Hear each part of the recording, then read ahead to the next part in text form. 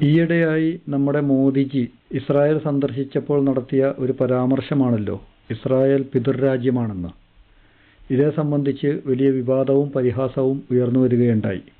എന്നാൽ മാതൃഭൂമി ദിനപത്രത്തിൽ വന്ന ഈ ലേഖനത്തിൽ വ്യക്തമാക്കുന്നത് മോദി യഥാർത്ഥത്തിൽ ഉദ്ദേശിച്ചത് ഇന്ത്യയിൽ നിന്ന് ഇസ്രായേലിലേക്ക് കുടിയേറിയ ജൂതന്മാരുടെ കാര്യമാണ് എന്നതാണ്.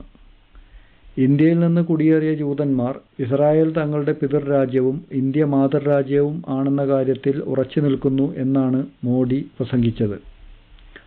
വസ്തുത ഇതാണെങ്കിലും നിർഭാഗ്യവശാൽ ആദ്യമായിട്ട് ഒരു ഇന്ത്യൻ പ്രധാനമന്ത്രി ഇസ്രായേൽ പാർലമെന്റിൽ നടത്തിയ അഭിസംബോധനയിൽ അറിയാതെയാണെങ്കിലും നെതന്യാഹു ഉൾപ്പെടെയുള്ള സിയോണിസ്റ്റുകൾക്ക് ഒരു മുട്ടൻ പണി കൊടുക്കുകയാണ് ചെയ്തത്.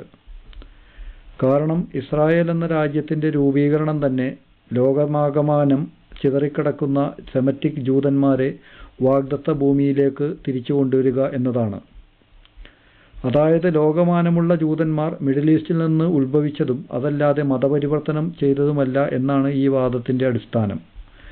അല്ലെങ്കിൽ ഇസ്രായേലിലേക്കുള്ള മറ്റ് വംശജരുടെ കുടിയേറ്റം ഒരു അധിനിവേശമാണ് എന്ന് അംഗീകരിക്കലാകുമല്ലോ.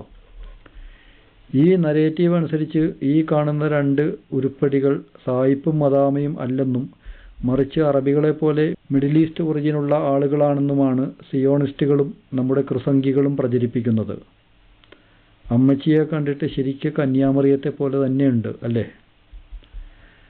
അതുപോലെ തന്നെ ഇന്ത്യയിൽ നിന്ന് ഇസ്രായേലിലേക്ക് കുടിയേറിയ ഇന്ത്യക്കാരെ കണ്ടപ്പോൾ ഇന്ത്യൻ വംശജരായി ഇന്ത്യക്കാരനും രാജ്യസ്നേഹവുമുള്ള മോദിജിക്ക് തോന്നിപ്പോയതാണ് പറ്റിയത്.